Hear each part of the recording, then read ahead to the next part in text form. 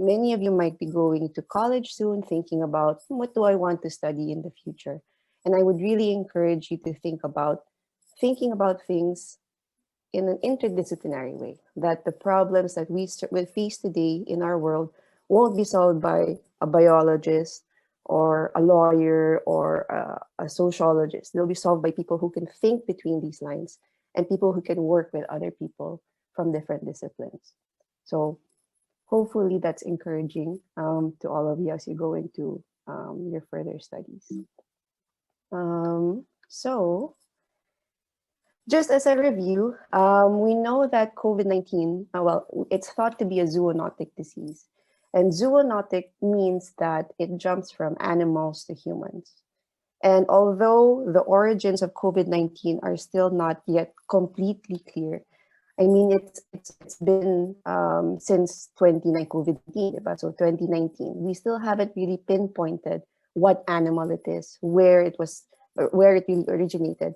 But there's a lot of evidence that says it's likely to be an animal source because a lot of these coronaviruses come from animals.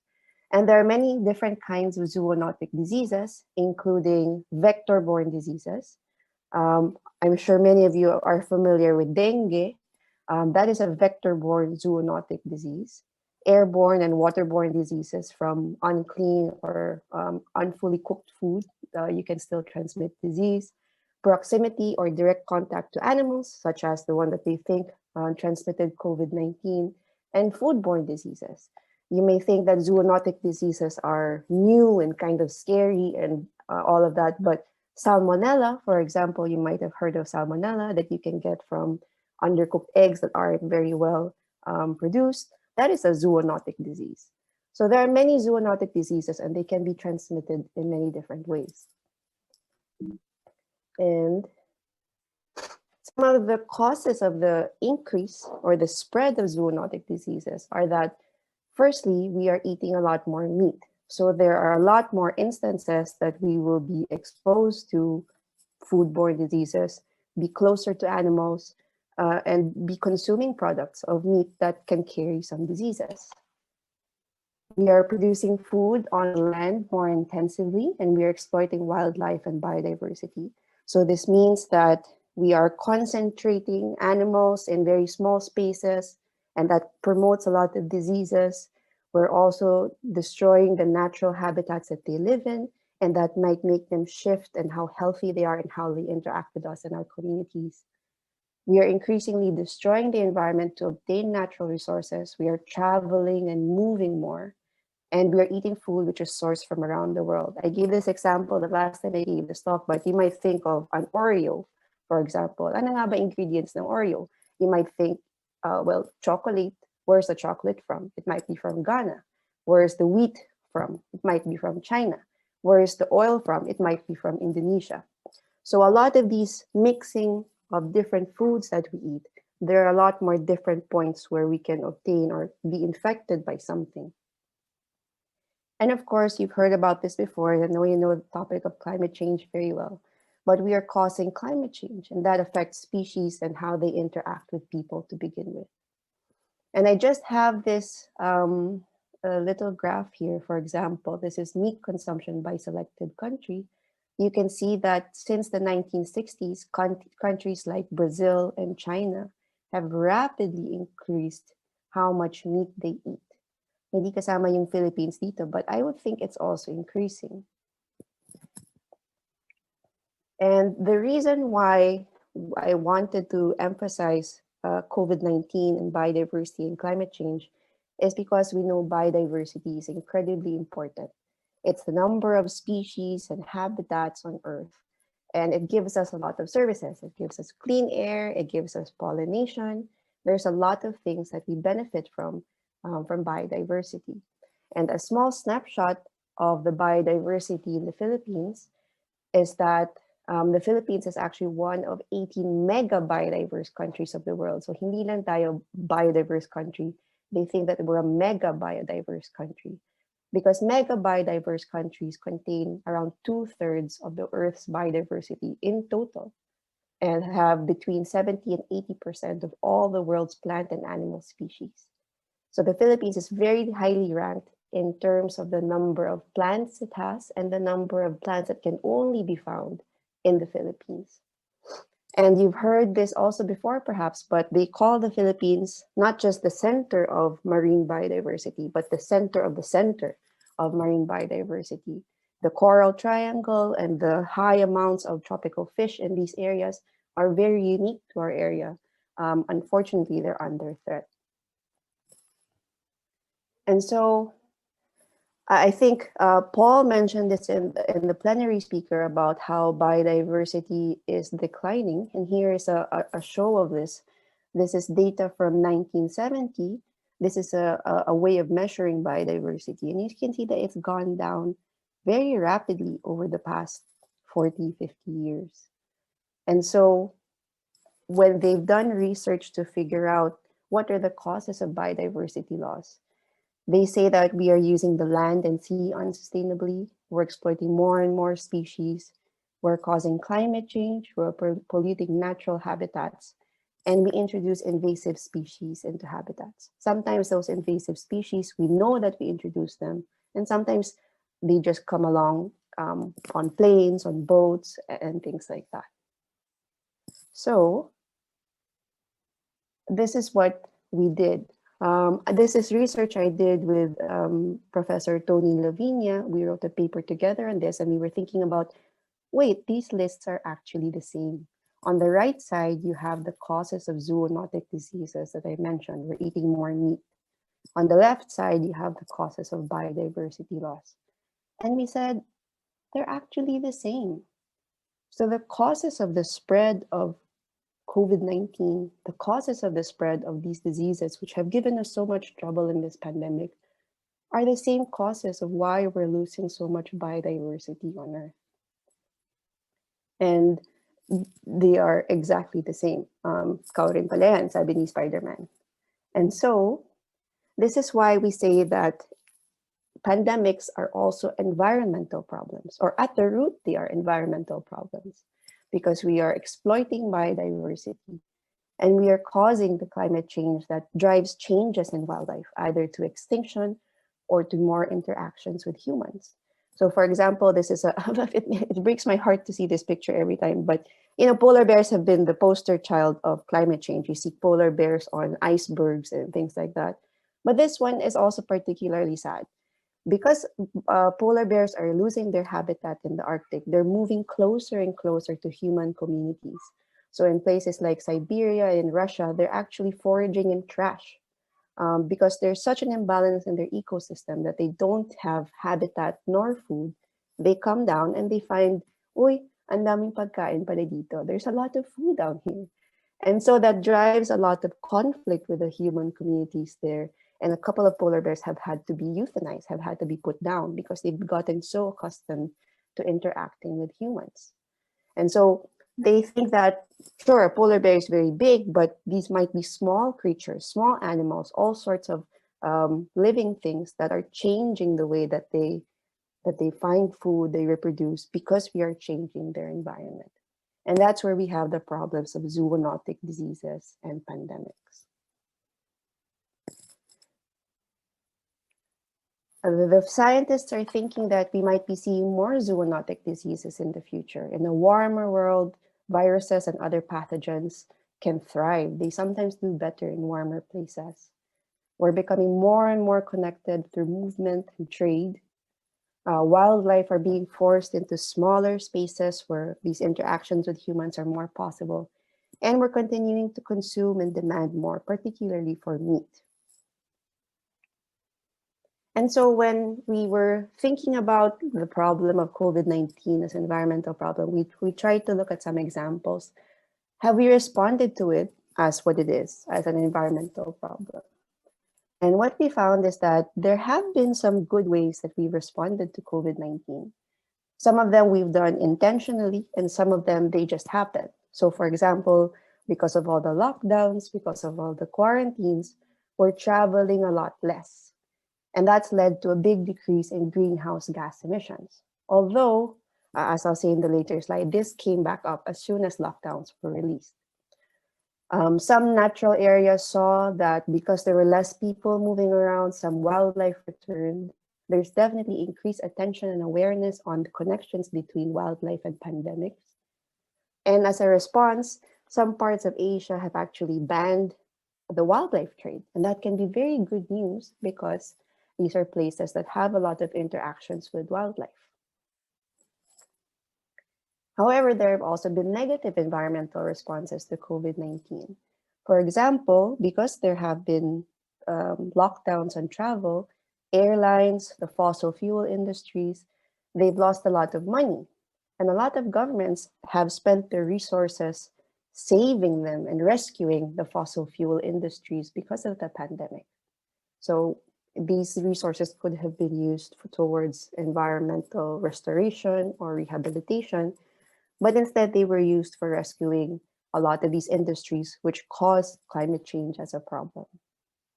And there is still a lot of momentum from youth movements and things like Fridays for Future for climate change. But there was a time where there was a lot of lost momentum, especially coming off of 2019, where people were very interested in campaigning for climate. In 2020, those lockdowns put a mute button on that for a while, and hopefully that's coming to life again. Also, in some countries, for example, here in London, the prime minister himself said, well, if you have a car, use your car instead of going on public transport for your own safety. And so this is kind of a conflicting message because then emissions were high from personal car use and they came back up very quickly after the lockdowns were lifted. And I'm sure you've seen very many pictures of plastic pollution from things like masks, gloves, and other PPE polluting our seas and making a big impact on marine environments. And you've heard from a lot of policy experts, including Dean Tony, and how have we responded to it? Have our policies responded to COVID-19 as an environmental problem as well? That is still something that is in progress, I think.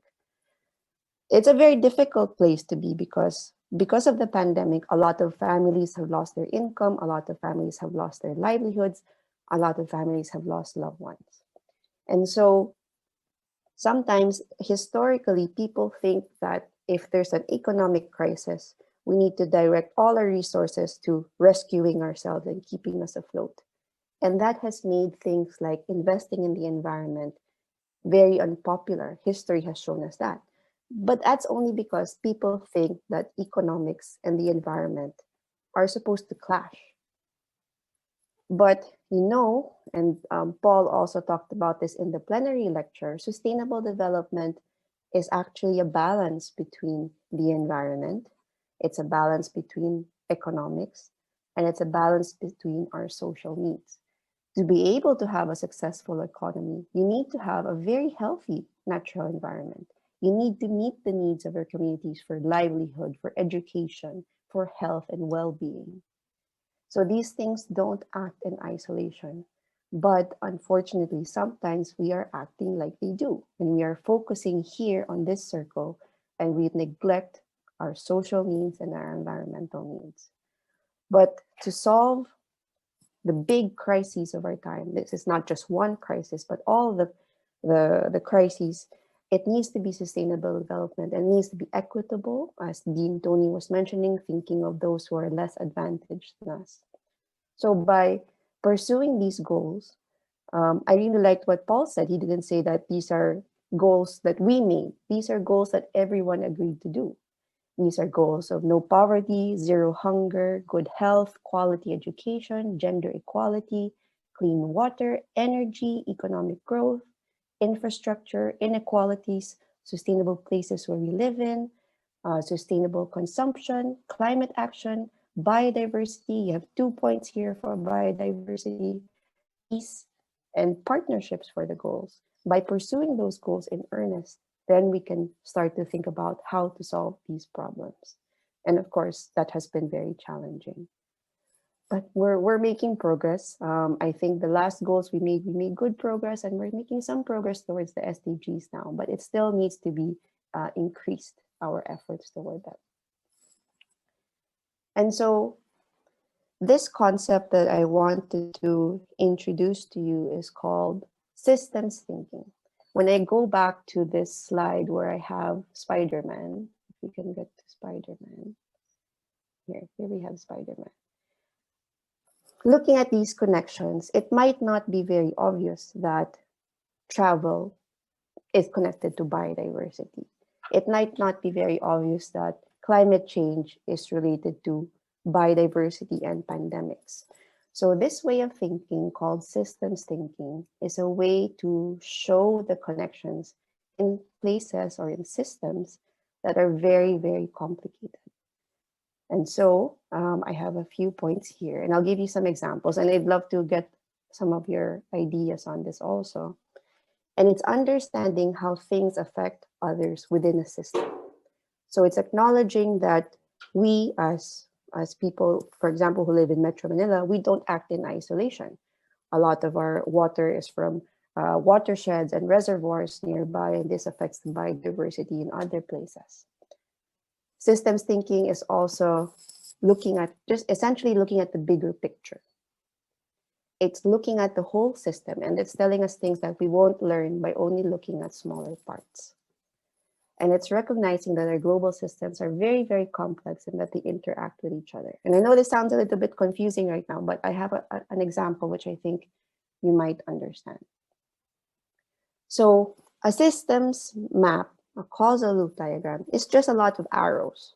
For example, here I have academic performance, your GPA, your grades. And a systems map is just saying, well, what things influence academic performance? Can you give me, if the chat box is open, can you give me an example? What do you think affects your grades? What's one thing that affects your grades or how well you do in school? Let me see if the chat is open. Or if not, study habits. Okay, exam scores, academic load, homeworks. Okay.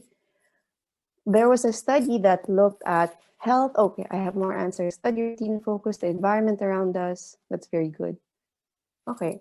One study that looked at what affected academic performance found that the time spent studying improved your grades.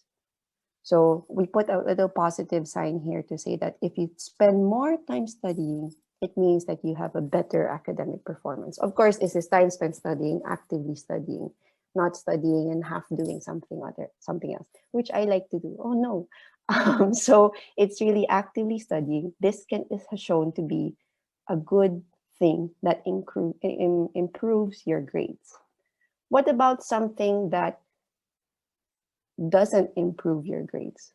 What's something that you can think of that actually takes away from your grades? Can you put it in the chat box as well? What's something that makes your grades not as good?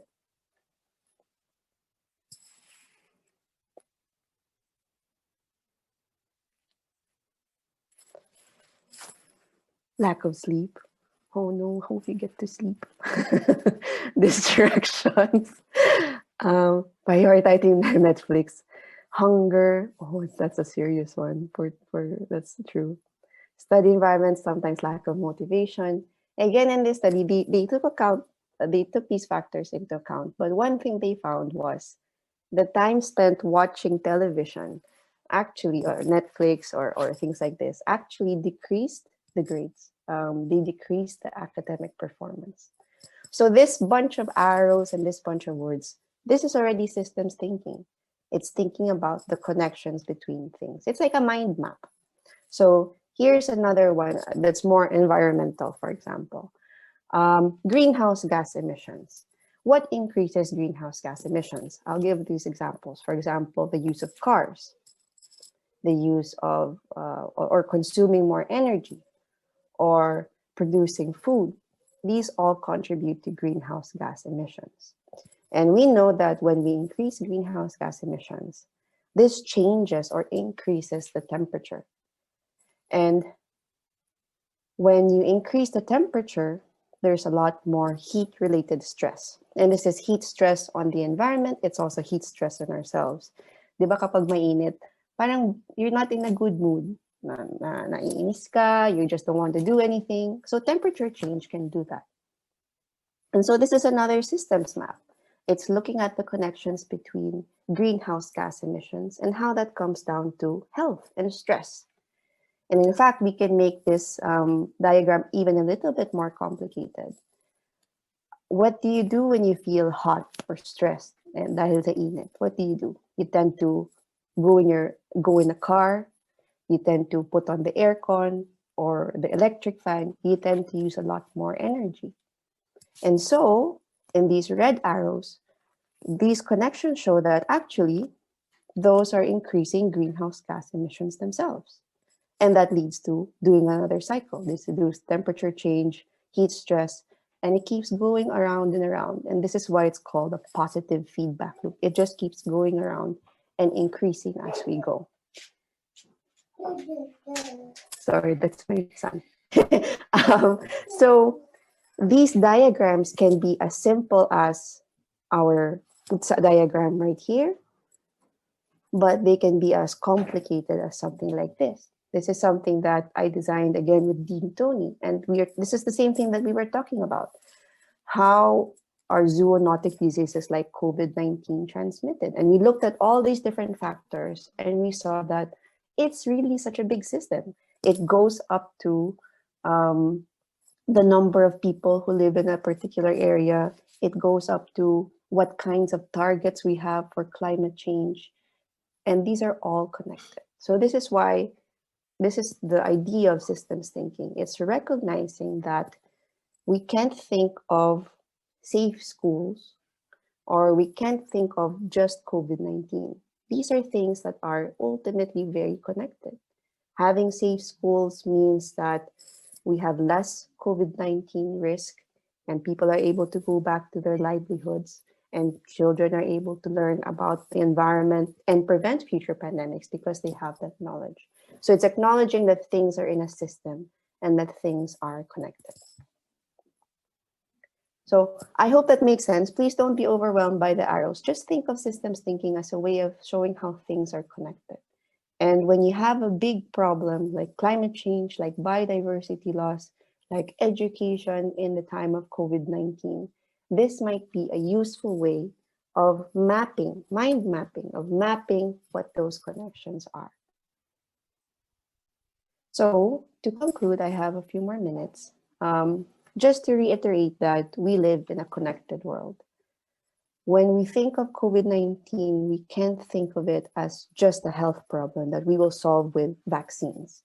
We realize that we may have the vaccines, but we don't have the facilities to distribute them to everyone, especially marginalized communities. And even with vaccines, our economy is still suffering. And even with vaccines, we haven't figured out what the cause of COVID-19 is. How can we prevent it in the future if we don't know what animal and what ecosystem and what generated this kind of virus? So we live in a place that we have to think about the connections between different things. And ultimately, what that means is we need to think back to sustainable development and realize that we need to conserve nature and bring back nature to a way that it can take care of us as well.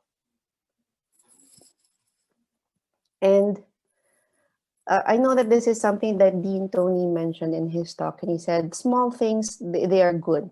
And I agree, small things are good. And sometimes when we're faced with big problems like climate change and COVID-19 and biodiversity, our small choices might seem very small. You might think, so if I don't turn on the aircon, I solve climate change. Does that work? It sometimes feels diminishing like that, but actually, they're small because they're individual choices. But when a lot of people take this small choice, it actually can have a very big impact. So I'll share some of the small choices that I've made since doing my environmental research. I'm not a vegan, but I try to practice meatless Mondays. I don't drink cow's milk anymore. I try to buy oat milk or soy milk.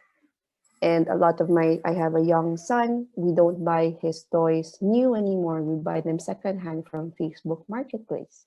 And so these are small choices, but if everyone did them, then we keep promoting this idea of a circular economy where we don't create more waste. We lessen our greenhouse gas emissions.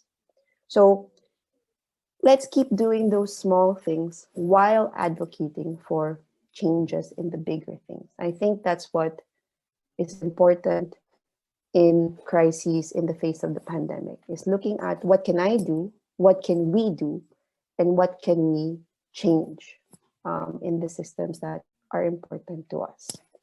So I think that's it.